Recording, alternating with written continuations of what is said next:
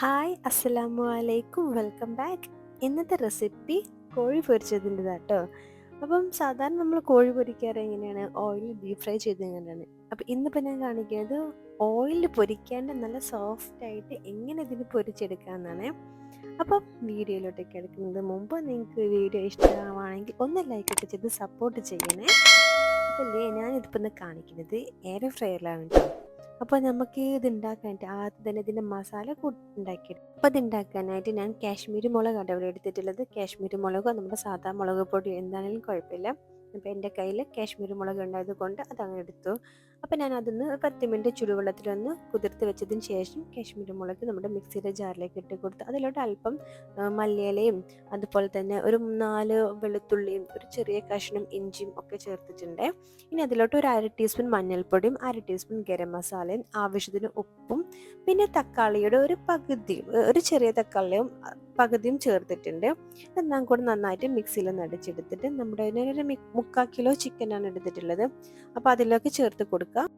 നമ്മൾ ചിക്കനെല്ലാം നന്നായിട്ട് മസാലയെല്ലാം തേച്ച് പിടിപ്പിക്കും. ഒരു 15 മിനിറ്റോളം മാരിനേറ്റ് ചെയ്ത് വെക്കും. എത്രത്തോളം ഒരു അരമണിക്കൂറോ ഒക്കെ വെക്കുന്നതാണ് ഏറ്റവും നല്ലത്. നമുക്ക് ടൈം ഉള്ളതുപോലെ ചെയ്യാം കേട്ടോ. അപ്പം ഞാനൊരു 10-15 മിനിറ്റെല്ലാം മാരിനേറ്റ് ചെയ്ത് വെച്ചിട്ടുണ്ട്. എന്നിട്ട് ഞാൻ ഇതിലോട്ട് കുറച്ച് കോൺഫ്ലോർ ചേർക്കുന്നുണ്ട്.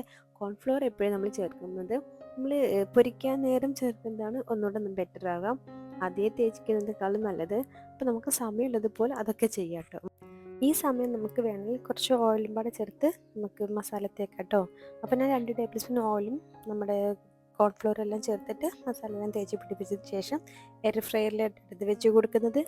ഒരു ബട്ടർ പേപ്പർ ആദ്യം വിരിച്ച് കൊടുത്തിട്ടുണ്ട്. എന്നിട്ടാണ് ഞാൻ അതിൻ്റെ മേലെ ചിക്കൻ എല്ലാം വെച്ച് കൊടുത്തിട്ട് 180 ഡിഗ്രിയിൽ ഒരു 15 മിനിറ്റ് ഞാനൊന്ന് ആദ്യം കുക്കാക്കി എടുക്കുന്നുണ്ട്, ഫ്രൈ ചെയ്തിട്ടെടുക്കുന്നുണ്ട്. എന്നിട്ട് അത് കഴിഞ്ഞിട്ട് 15 മിനിറ്റ് കഴിഞ്ഞിട്ട് നമ്മൾ ഓപ്പൺ ആക്കിയിട്ട് തിരിച്ചിട്ട് വെക്കുക. ഇനി നമുക്ക് ഇതിൻ്റെ ഒരു വശമൊക്കെ നന്നായിട്ട് ഫ്രൈ ആയിട്ടുണ്ട്. ഇതിൻ്റെ മറുവശം ഒന്ന് ഫ്രൈ ആക്കി എടുക്കാൻ വേണ്ടിയിട്ട് മറിച്ചിട്ട് കൊടുക്കാം. ഈ സമയം വേണമെങ്കിൽ കുറച്ച് ഓയിലൊക്കെ ഒന്ന് ബ്രഷ് ചെയ്ത് കൊടുക്കാം കേട്ടോ. ആവശ്യമുണ്ടെങ്കിൽ അങ്ങനെയൊക്കെ ചെയ്യാം. അപ്പോൾ ഞാൻ ഇതേപോലെ തന്നെ ഒരു 180 ഡിഗ്രിയിൽ 10 മിനിറ്റ്സ് വെച്ചാൽ മതിയാവും കേട്ടോ.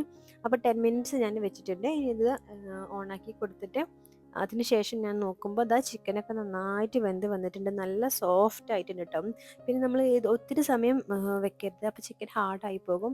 ഇത് ടൈം കറക്റ്റാക്കി തന്നെ വെക്കണം കേട്ടോ. അപ്പോൾ നമ്മുടെ ചിക്കനൊക്കെ നല്ല സോഫ്റ്റായി വന്നിട്ടുണ്ട്. നമ്മളിങ്ങനെ ഓയിൽ ഡീപ് ഫ്രൈ ചെയ്ത് കഴിക്കുന്നതിലും നല്ല ഹെൽത്തി ആണല്ലോ. ഓയിലില്ലാണ്ട് തന്നെ നല്ല സോഫ്റ്റായിട്ട് നമുക്ക് ചിക്കൻ കിട്ടുന്നുണ്ട്. അപ്പോൾ ഇത് കഴിക്കാൻ നല്ല ടേസ്റ്റ് തന്നെയാണ്. നിങ്ങൾക്ക് വീഡിയോ ഇഷ്ടമാണെങ്കിൽ ഒന്ന് ലൈക്ക് ചെയ്ത് സപ്പോർട്ട് ചെയ്യണേ. അപ്പം അടുത്ത വീഡിയോയിൽ കാണുന്നത് വരേക്കും അസ്സലാമു അലൈക്കും.